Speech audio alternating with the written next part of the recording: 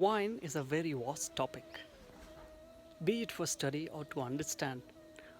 The more you start learning about it, the more you start falling in love with. My one of the favorite thing which has ever happened to me, especially when I started my career in hospitality, it was only and only in beverages. So I tried to do my specialization also in that. And in beverages section, when we talk about, there is a very wide, but again it's a one element and one part of it, and that is wine. So wine is again is a very deep study one need to do, and in that study there is something called amalgography, which is a study of grapes. So today I will introduce you with few of the things about grapes which you need to consider and to understand before you go and start buying wines and you start appreciating wines for you. What all are those points? I'll be just taking you through with the Grape same. is not used for sweet wines, but this is how it actually works. So as it is working as a demo for us, so let us understand. This part, if you see, this is the part of this. I mean, if you see, this is the grape and this is what you can say the stalk, which is called of it. This stalk is responsible for tannin, which has bitter aisles in it, along with, where we understand this, if you could see this, these are the seeds which we even call pips in terms of grapes, and the moment we are making wine, the thing you're seeing, this is the pulp which is responsible for the sweetness of the wine, and this is the skin. Now the skin, if you could see, this is giving color to my finger also. So this is responsible for the color in wines as well. So this is the pulp here, and the skin is here, and then the grapes are here, and you can see this, you call it stalk or stem, what is responsible for the bitterness in wines we have.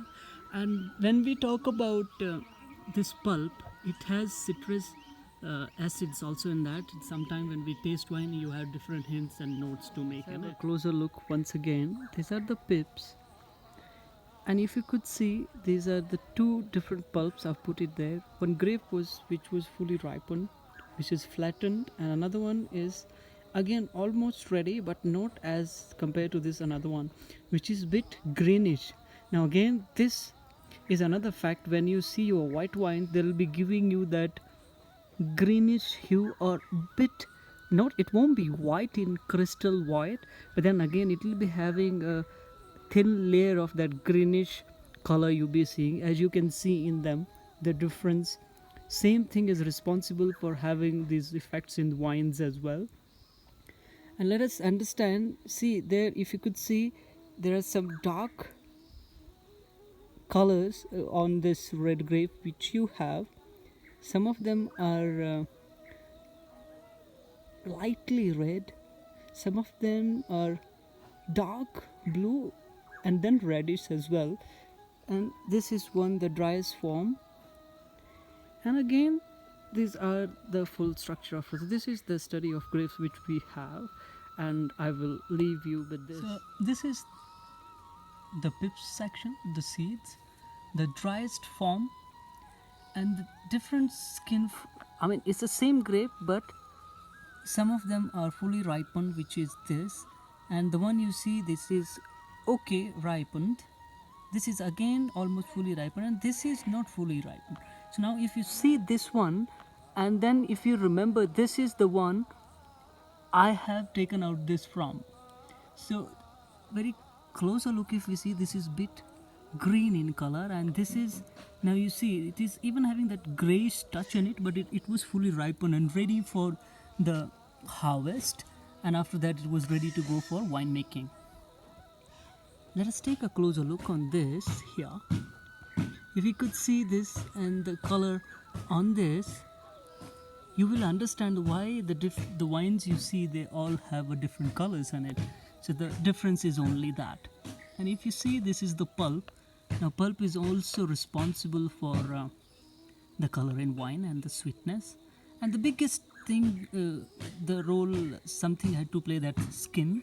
And then this pulp also imparts its qualities in wine color.